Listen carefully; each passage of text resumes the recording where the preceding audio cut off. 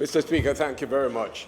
And I too would like to express appreciation to the Minister of Agriculture for his presentation. And because he was constrained by time, may I offer just a suggestion which I hope will be acceptable. There's one area that is so pivotal to the level of agricultural development and indeed broader development, rural development that we speak, is of course the issue of agricultural education.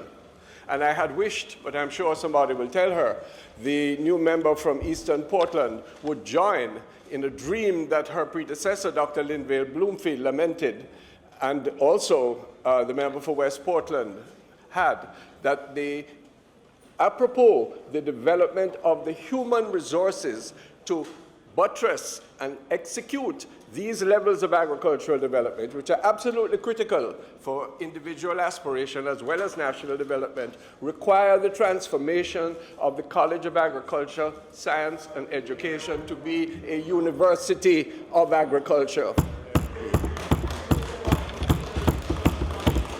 We made a mistake when in the 1940s, when the University of the West Indies was set up. We ceded agriculture to Trinidad. While we have the largest deposit of agricultural land and potential in the Caribbean, we need to redress that now, and the case is aptly posed and positioned to carry out a full program of scientific agriculture to undergird all that the Minister has proposed this evening. So I'm hoping that that will be accepted as a suggestion. Mr. Speaker, the usual salutations are in order, and I wish to indicate that the presentation I offer is a collaborative one. I'm not here to condemn the activities of government or of any aspect of the education and training system. The role in education is to be collaborative. That is an aspect that has been well developed in our policy over many years and will be redolent in all I have to say. I regret the absence of the constituency debate, Mr. Speaker. Central Kingston suffers from low skills and poor housing. There is presently an interesting experiment which we are undertaking, which I hope will attract the attention of government and also many other members of parliament, in that there are large numbers of holdings where persons have been living without disturbance and without paying any rent for extensive periods of time, and are therefore entitled under law to title by adverse possession. It is something that representatives of inner city communities need to take into account. It is not to deny the established ownership of any person, but where ownership has been dormant, just like the funds, Minister, for many years, it is settled law that the occupant who can prove undisturbed occupation can in fact secure a title. And it is a way in which you give dignity, ownership, you revive dead assets in the inner city. And yes, more housing is needed, but please, those of you who have state power for the time being, do not discount and discard the investments of the past. The inner cities, whether it be of Spanish Town or of Maypen or of Kingston and St. Andrew, already have the investments of infrastructure. They may be dated, they may be in need of restoration, but it is far more economical to revive those than it is to build greenfield. And it is important because these communities, dilapidated though they are, have settled social organizations. They incubate families, churches, schools. Moving them to a new district disturbs those and creates frictions which are unnecessary. Do you know, Mr. Speaker, what $2 to $4 million can do to a big yard on over-appropriate terms? We must stop spurning that which we have spent on and declaring it obsolete and going to new areas which appear very attractive. We need to revive our inner cities. I wish to point out that the National Housing Trust has a tremendous responsibility in this regard, which they have not yet taken up. and it is vital that government place a priority upon doing this. Once the title is there, once there is a clear program for redevelopment, the conditions of life can be greatly improved by a relatively small investment which can be accommodated within limited income.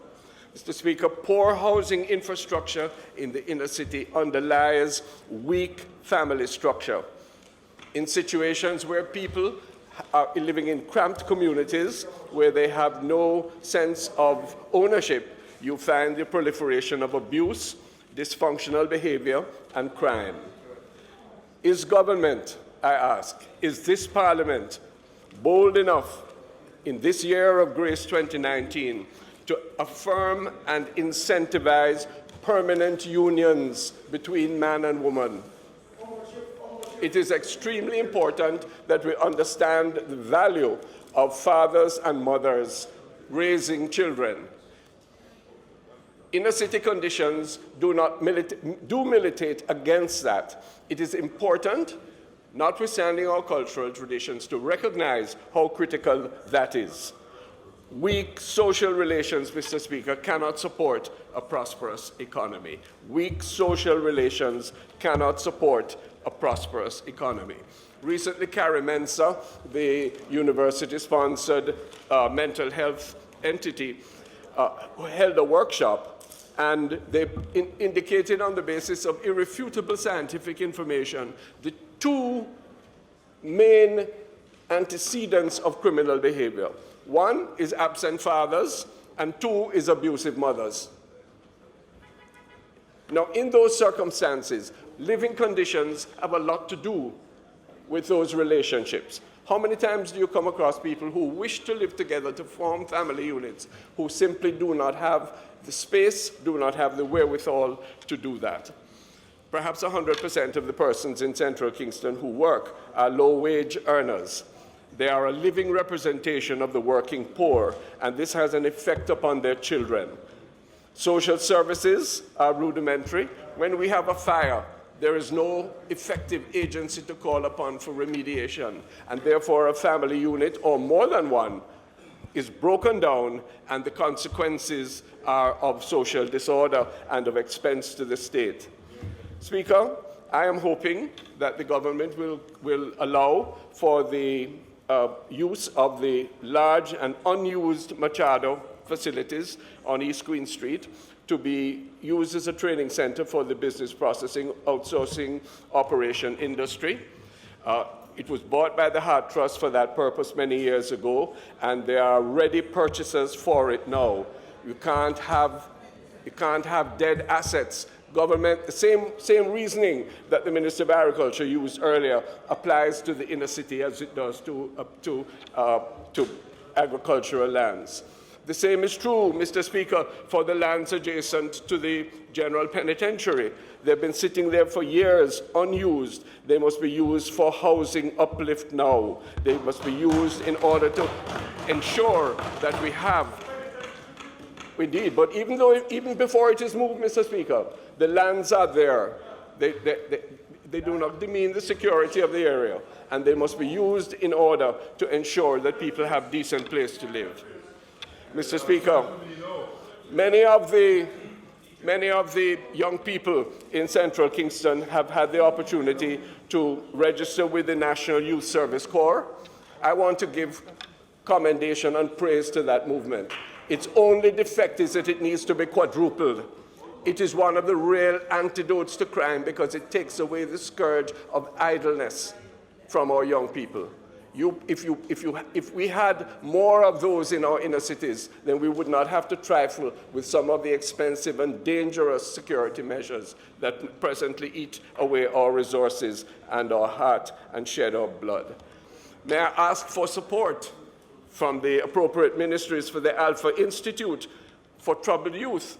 Music, as you know, is a wonderful measure, Minister, of moving towards behavior change. The Army, which has benefited over the years so greatly from the Alpha Boys Band, needs to, just across the fence, needs to be engaged in the wholesale management and expansion. they could deal with 2,000 young people there instead of 200. And this would have a tremendous effect on those whose schools, families, and police are at their wits' end. Introduce them to music, you give them a career, you give them a prospect in life, you give them a dignity which could make all the difference.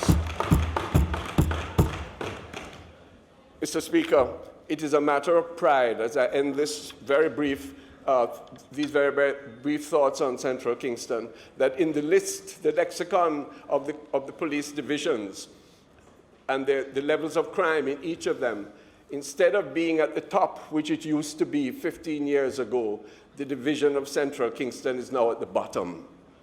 Crime is being contained because people have a sense of hope, political tribalism is ended, and there is a good prospect for their future. This is to be commended, and I extend and invite the Minister to note the efforts of Superintendents Gordon, Phoenix, Hamilton, and others who have helped in this regard. We are looking at positive development. Mr. Speaker,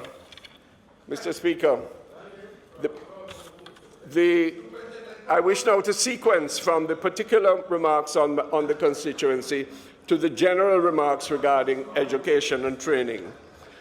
I start with a premise. The way to achieve high growth for the nation and the prospect of personal achievement for all is through exponential rather than incremental transformation of education and training.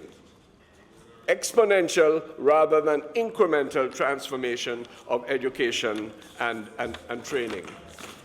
Mr. Speaker, this is not the time and place for this, but let us be frank.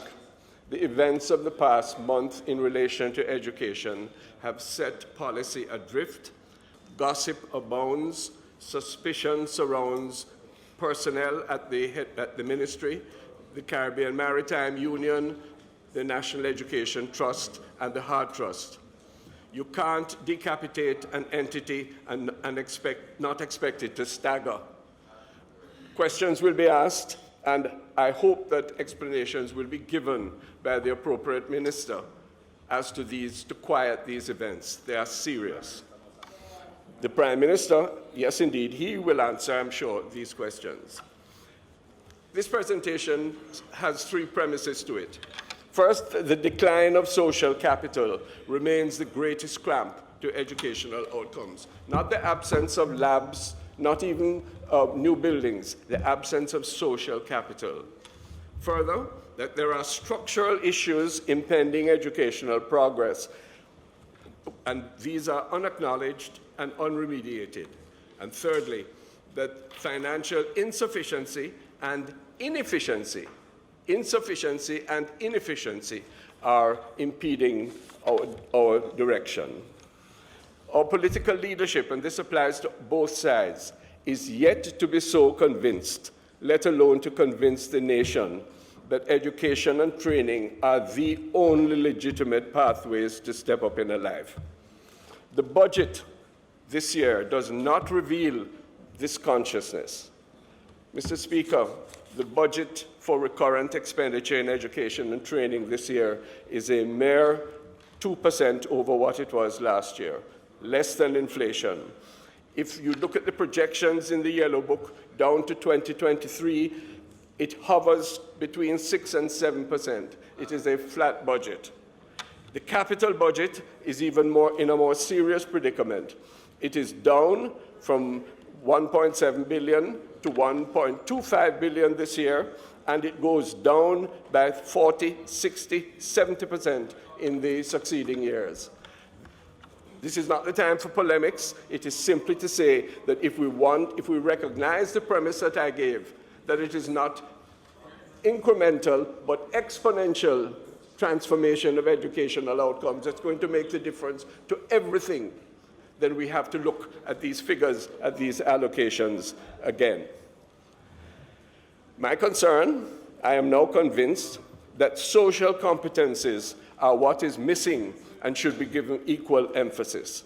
Mr. Speaker, when a child went to school in past years, we used to be able to assume that that child had command of a level of language, of social readiness, of respect for others, They were ready to learn. They had some measure of parental support. They had some adequate nutrition. And very, very importantly, they had been or went to Sunday school or Sabbath school. Very importantly, all of us have had that experience. Not any longer can we make these assumptions in the face of broken families and community weakness. And our schools are not yet equipped to assume responsibilities of remediation. We have to face reality. The transformation of education project of the last 15 years is itself in need now of transformation. Individualized learning, which is a mantra of the time, needs to include social competencies. Mr. Speaker, come with me to the teachers' colleges, and the principals will tell you that the academic qualifications of those entering are stronger than they were many years ago. Ask them about their social competencies, and they will tell you they will become disillusioned because many of them are simply not ready attitudinally in order to face that level of education, let alone to take their place in the classrooms. This is very, very important. The government has to undertake a revised concordat with the churches in education. The churches still sponsor or own almost 50% of all education institutions in Jamaica. They remain, despite many weaknesses, a main source of the purveying of usable values and attitudes. The honesty, the loyalty, the considerations of decency that are required for character development. This is what the schools need now in order for children to be ready to undertake the education in academics and in vocational subjects. Attitudinal and behavioral change have to become centerpieces of education practice as never before. Mr. Speaker, banning corporal punishment without rethinking the entire disciplinary code and enforcing appropriate alternatives only increases the war zone that teachers complain about. I commend instances where individuals, schools, as well as political leaders are making innovative changes. The Minister of National Security, in his presentation, spoke of a useful experiment at Glen Devon, where separating boys from girls and buttressing this with effective leadership, school leadership, intentionally focused at behavioral change, has had good effects. The efforts that were made by the former member from South St. Andrew and are continued by the present minister for the transformation of educational opportunities there is another good example. What goes on at the Trenchtown Polytechnic Institution is a worthy model for all of us to follow. This is what we mean by the transformation of the transformation, Mr. Speaker.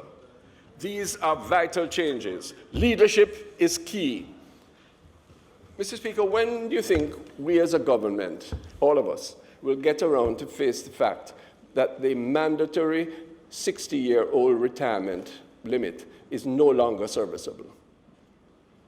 Teachers at the point of their greatest experience, leaders, just when they are mature and have control of their institutions, are being sent home peremptorily because of their age. We're going to have to look for flexibility. I'll speak a little more about that, but this is critical for us to maintain talent in a situation where hemorrhage is taking place. Beside us, we've lost, 100, 120 of our best science and math teachers.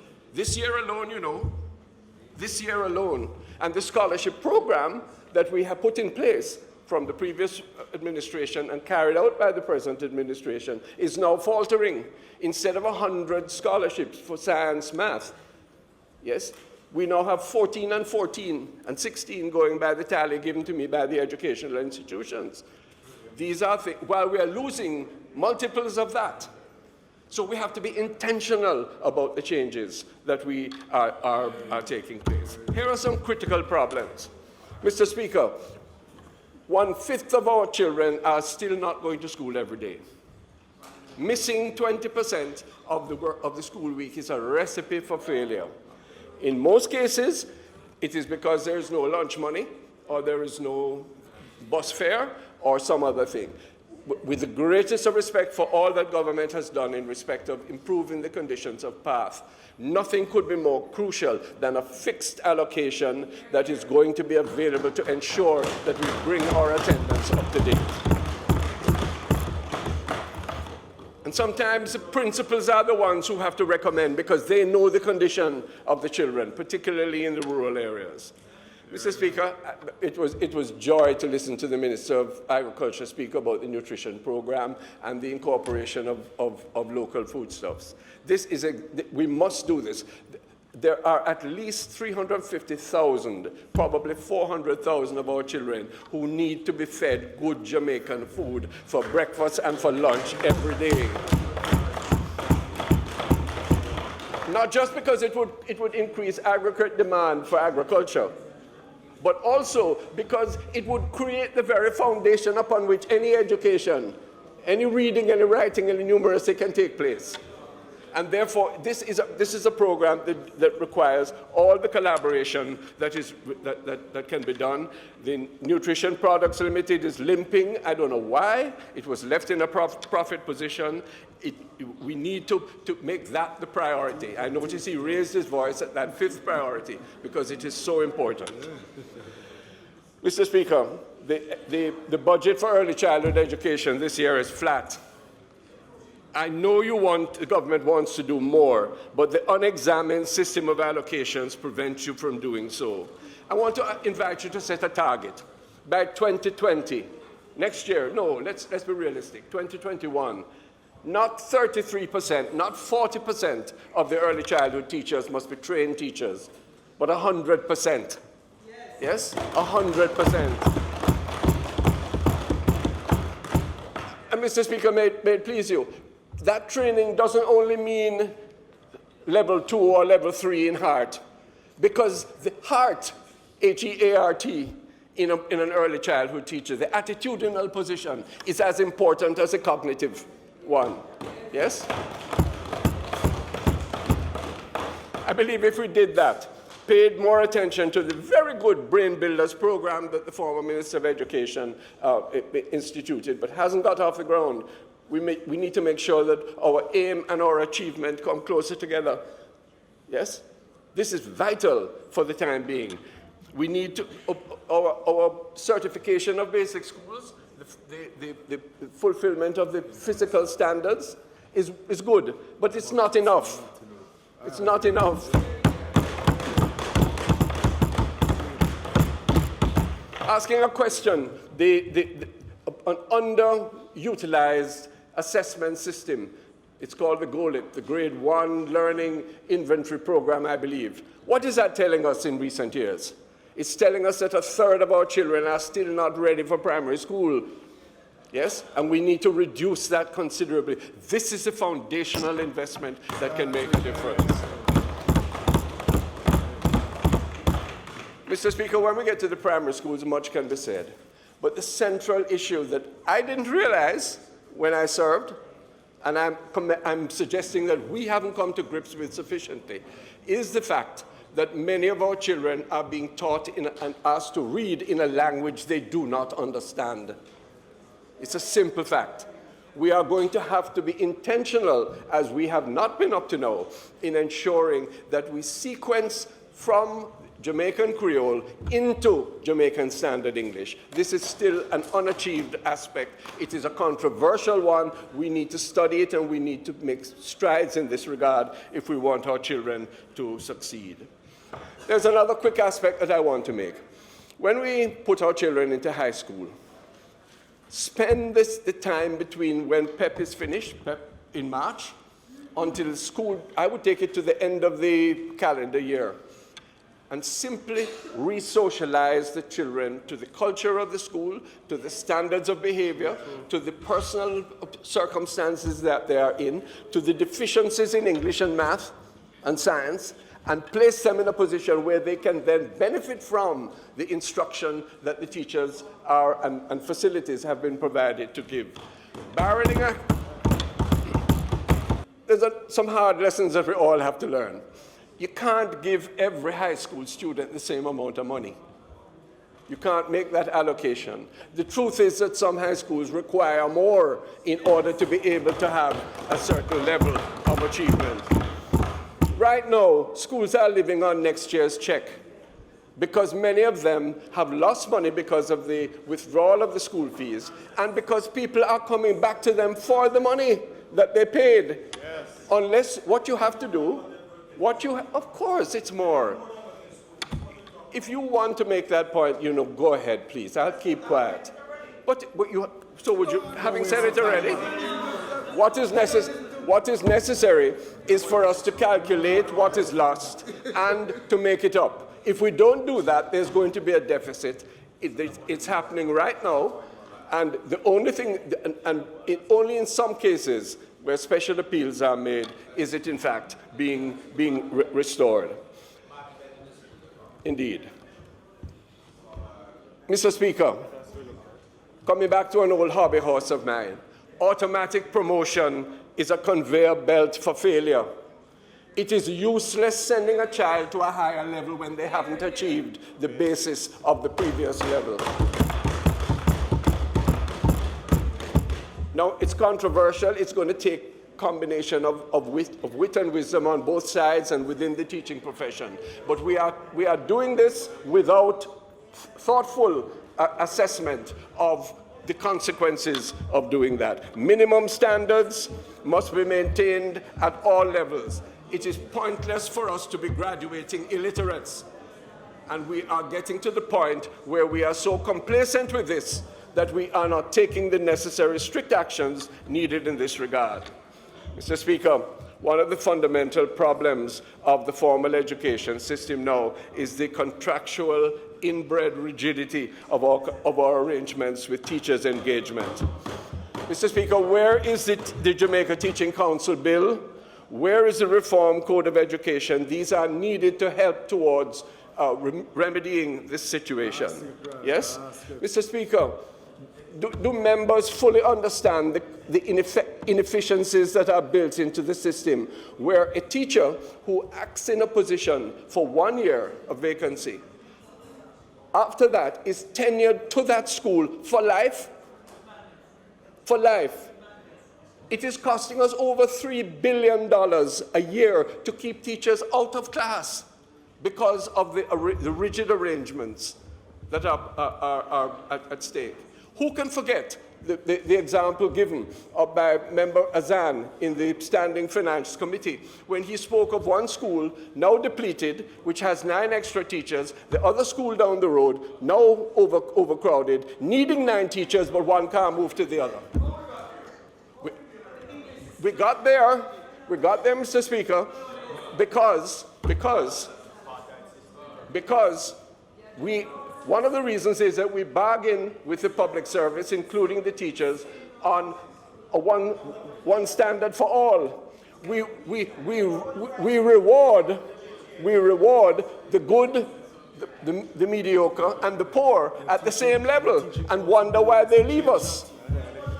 And therefore, it is of great importance that we look and seeing how we are going to change this at the earliest time, because we have built in an inefficiency for ourselves.